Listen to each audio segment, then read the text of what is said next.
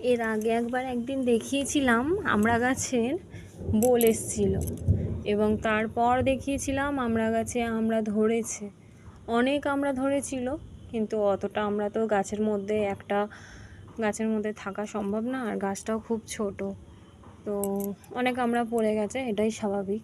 যাই হোক, কিন্তু যে আমড়াগুলো আছে আশা করছি এগুলো থেকে যাবে, কারণ থাকার মতনই হয়ে গেছে, অনেকটাই বড় হয়ে গেছে।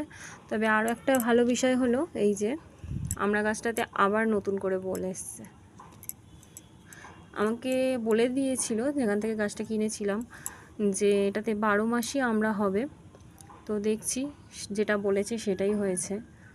আমড়া হচ্ছে, এইদিকে একটা হয়ে গেছে, এটা বড় হতে হতে আবার এটা ফুল চলে এসছে, এরকমভাবেই আমড়া হবে।